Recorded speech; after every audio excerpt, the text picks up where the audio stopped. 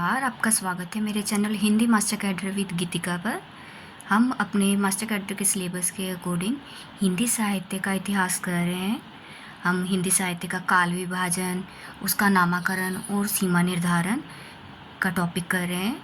सबसे पहले हमने हिंदी साहित्य का इतिहास के प्रथम इतिहासकार गारसादा दासी के बारे में करा, फिर शिव सिंह सेंगर के बारे में, फिर जॉर्ज अब्राहम ग्रियर्सन के बारे में। अब हमारे चौथे महत्वपूर्ण इतिहासकार हैं मिश्र बंधु। ठीक है, आज हम उनके बारे में करने जा रहे हैं। तो आइए हम अपनी क्लास शुरू करते हैं। और क्लास शुरू करने से पहले एक ज़रूरी बात, आप मेरे चैनल को सब्सक्राइब और लाइक ज़रूर करके जाएं, जिससे मुझे पता चले कि आपको मेरी वीडियोस अच्छी लग रही हैं, कैसी लग रही हैं। आप मेरे को रिप्लाई ज़रूर करें कि मैं और वीडियोस इस हिसाब से बनाऊं या उनमें कोई इम्प्रूवमेंट करूं। आप मुझको रिप्लाई ज़रूर करें, और अगर आपका कोई डाउट हो तो वो मुझसे ज़रूर पूछें। कमेंट बॉक्स में अपना कमेंट्स लिख कर जाएँ। तो चलिए आज की क्लास हम स्टार्ट करते हैं। हमारे इतिहासकार मिश्र बंधु। ठीक है, पहले लिखिए ये लेखक। मिश्र बंधु कोई एक इतिहासकार नहीं है। मिश्र बंधु जैसे कि नाम से ही हमें पता चल रहा है, बंधु बंधु ये है, 3 भाई थे। ठीक है, उनके नाम लिखिए। मिश्र बंधु, लेखक मिश्र बंधु। अब ये 3 भाई कौन कौन थे? गणेश बिहारी,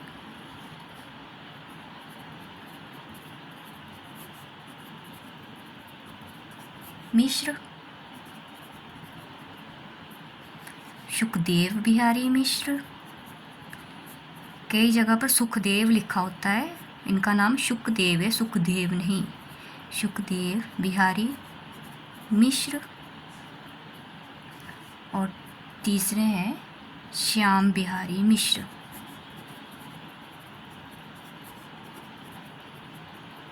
ये तीनों भाइयों ने मिलकर हमारा ग्रंथ लिखा था, मिश्र बंधु विनोद। इनका पुस्तक है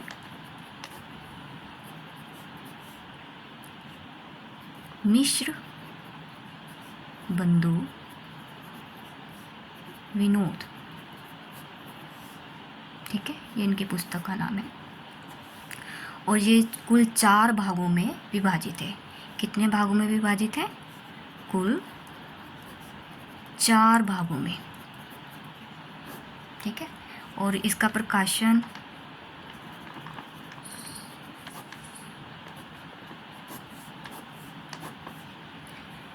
जो प्रथम 3 भाग हैं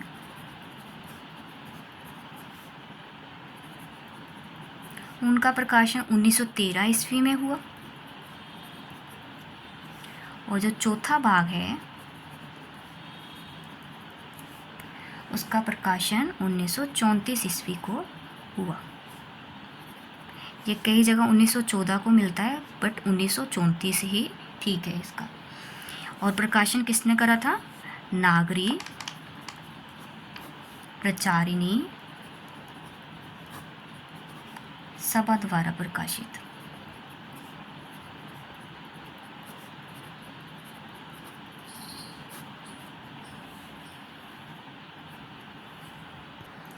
अब इसमें कवि देखिए कितने थे। कुल कवि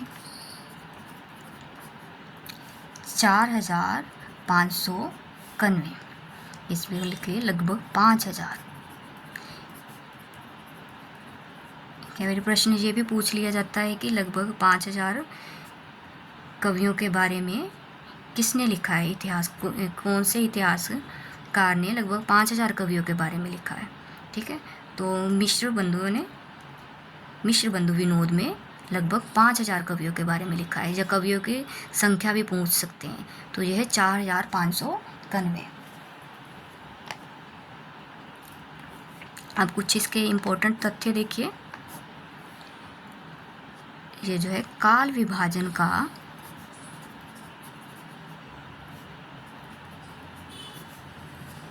सर्वप्रथम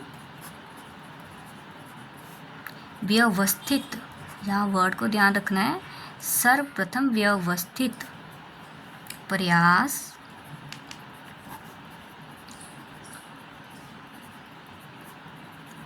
मिश्र बंधुओं द्वारा किया गया।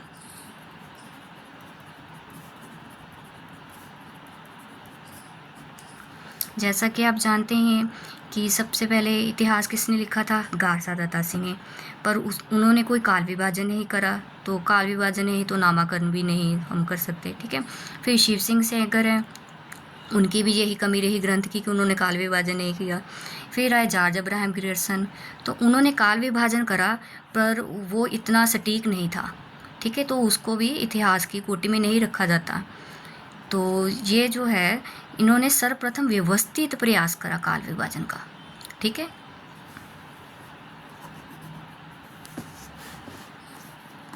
अभी इनके द्वारा जो इतिहास लिखा गया, इसे प्रथम परंपरागत इतिहास माना जाता है। यहाँ वर्ड ध्यान रखना है, परंपरागत इतिहास, ठीक है। क्वेश्चन आता है कि प्रथम परंपरागत इतिहास कौन सा है, तो हमारा उत्तर रहेगा मिश्र बंधु विनोद। एक और तथ्य लिखिए, इन्होंने कवियों का परिचय देते हुए उनका साहित्यिक महत्व उजागर किया, ठीक है। मतलब कवियों का परिचय तो दिया ही, पर उनका साहित्य में क्या महत्व है ये भी बताया। तो साहित्यिक महत्व बताते हुए इन्होंने साथ में इन्होंने तुलनात्मक पद्धति का अनुसरण किया था, ठीक है। इन्होंने तुलनात्मक पद्धति का अनुसरण करते हुए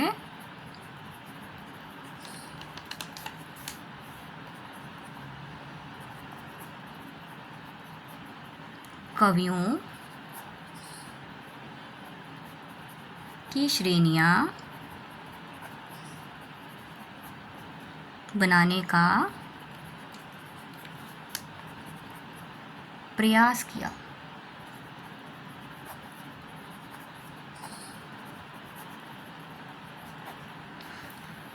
अब एक और इम्पोर्टेंट तथ्य है इस ग्रंथ के बारे में, जो आचार्य रामचंद्र शुक्ल ने इसके बारे में क्या कहा है। देखिए, आचार्य रामचंद्र शुक्ल ने भी इस ग्रंथ से सामग्री ली थी। आचार्य रामचंद्र शुक्ल ने इसके बाद लिखा था ग्रंथ। लिखिए, आचार्य रामचंद्र शुक्ल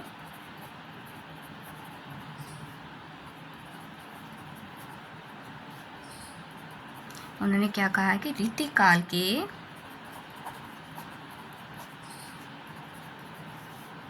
कवियों के परिचय लिखने में मैंने प्राय उक्त ग्रंथ मतलब मिश्र बंधु विनोद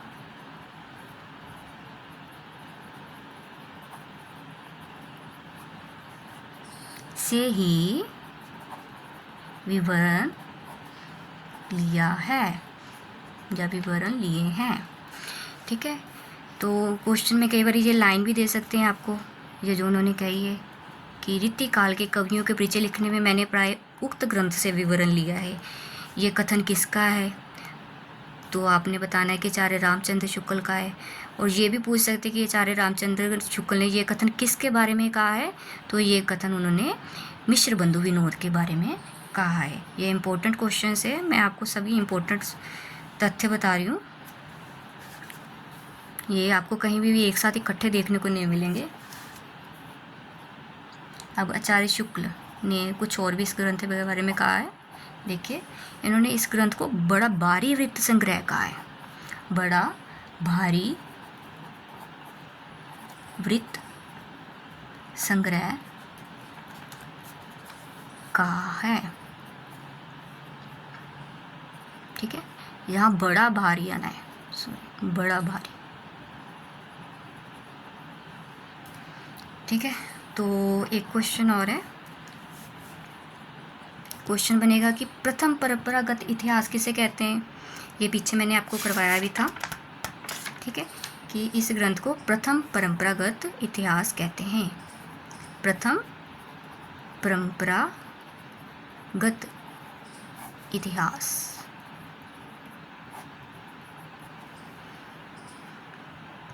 यहाँ आप इस बात का ध्यान रखना कि शिव सिंह सेंगर का जो ग्रंथ था उसको आचार्य शुक्ल ने वृत्त संग्रह कहा था। जॉर्ज इब्राहिम ग्रिसन का ग्रंथ था उसको बड़ा वृत्त संग्रह कहा था, और जो मिश्र बंधुओं का ये ग्रंथ है उसको बड़ा भारी वृत्त संग्रह इन्होंने कहा है। ठीक है, आचार्य शुक्ल ने 3 ग्रंथों को इस प्रकार वृत्त संग्रह के नाम से रखा है। एक को वृत्त संग्रह, दूसरे को बड़ा वृत्त संग्रह, ये जो तीसरा है उसको बड़ा भारी वृत्त संग्रह कहा है। अब हम देखेंगे कि मिश्र बंधुओं ने किस प्रकार अपने इतिहास ग्रंथ का काल विभाजन किया था। लिखिए काल विभाजन।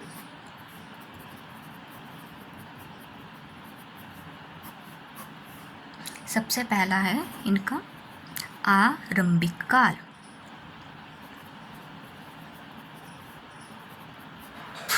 ठीक है, आरंभिक काल को इन्होंने 2 भागों में विभाजित किया। पूर्वारंभिक काल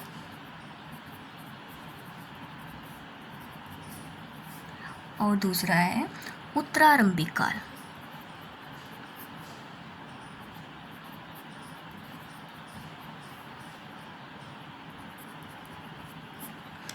फिर दूसरा चरण है हमारा माध्यमिक काल।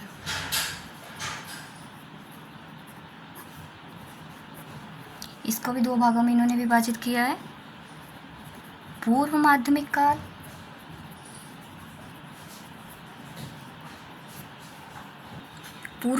काल और फिर है प्रौढ़ माध्यमिक काल। प्रौढ़ माध्यमिक काल। तीसरा काल है अलंकृत काल। अलंकृत काल, इसको भी इन्होंने 2 भागों में विभाजित करा हुआ है। पूर्वालंकृत काल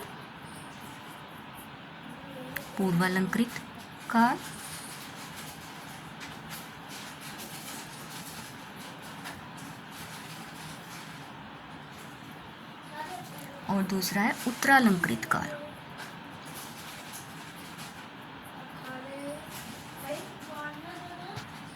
चौथा काल है हमारा परिवर्तन काल। फिर 5वां काल वर्तमान काल। आरंभिक काल का इन्होंने समय माना है संवत 700 विक्रम से लेकर 1444 विक्रम। ठीक है, तो माध्यमिक काल का इन्होंने माना है संवत 1445 से 1680 विक्रम। अब अलंकृत काल का इन्होंने माना है यहीं से संवत 1681 से 1681 विक्रम से, साथ में जरूर लिखें, और 1800 विक्रम। आगे परिवर्तन काल को देखें इन्होंने संवत 1890 से 1925 विक्रम। अब वर्तमान काल इनका आ गया संवत 1926 विक्रम से अब तक। ठीक है, ये इनका काल विभाजन है, उसका समय है। तो इसमें भी कुछ कमियां निकाली जाती हैं, जैसे कि आचार्य शुक्ल ने कहा कि इन्होंने काल विभाजन जो करा है कहीं तो विकासवादी पद्धति दिख रही है, तो कहीं दिख रही है इनकी प्रवृत्तिवाचक, जैसे आरंभिक काल, माध्यमिक काल और वर्तमान काल, ये तो विकासवादी प्रवृत्ति दिख रही है इसमें। तो इस जो है परिवर्तन काल है ये अलंकृत काल है, इसमें दिख रही है आंतरिक प्रवृत्ति, मतलब अलंकृत। ठीक है, तो ये इसकी कमी रही है। ऐसे इनकी कमियां देखिए आप।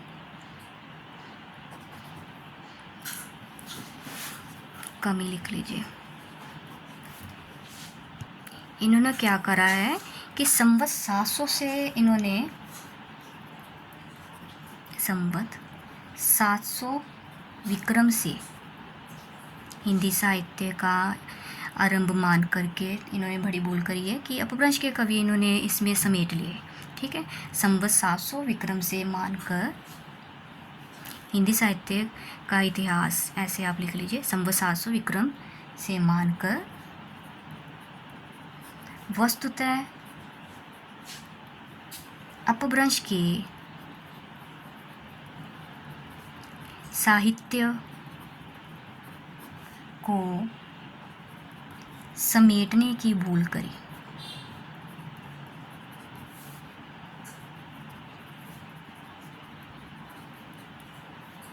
अगला देखिए, अब परिवर्तन काल, देखिए भाई आगे बात हो जो मैंने अभी आपसे बताई थी कि इन्होंने बीच में परिवर्तन काल दिया है। तो इतिहासकारों का मानना है कि परिवर्तन काल इन्हीं दो कालों के बीच में ही क्यों है, सब कालों के बीच में क्यों नहीं। सब काल में परिवर्तन आता है, आरंभिक काल के बाद परिवर्तन आया, फिर माध्यमिक काल आया, माध्यमिक काल के बाद परिवर्तन आया, फिर अलंकृत काल आया। सिर्फ इन दो विशेष कालों के बीच में ही क्यों परिवर्तन काल इन्होंने रखा है, तो ये भी इनकी एक कमी के रूप में गिना जाता है। परिवर्तन काल नाम भी ठीक नहीं। ठीक है, इसको आप डिटेल में लिखना तो लिख लीजिए कि ये किन्हीं दो काल विशेषों में ही क्यों है, सभी कालों में होना चाहिए था फिर तो परिवर्तन काल अगर लिखना ही था तो। आगे इन्होंने नाम में एक जैसी पद्धति नहीं अपनाई। देखिए ये भी इनकी कमी रही है कि नामकरण में एक जैसी पद्धति नहीं अपनाई।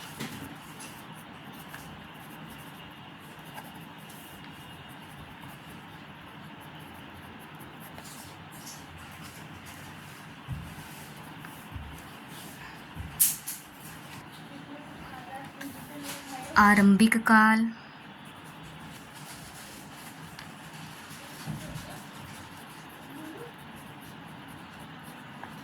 माध्यमिक काल,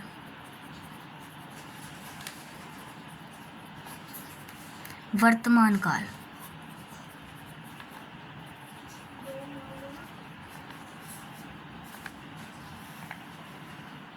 विकासवादिता के सूचक हैं।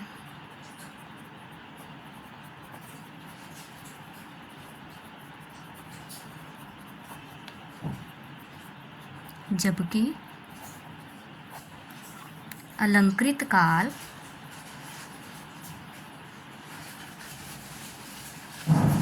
आंतरिक प्रवृत्ति का सूचक है।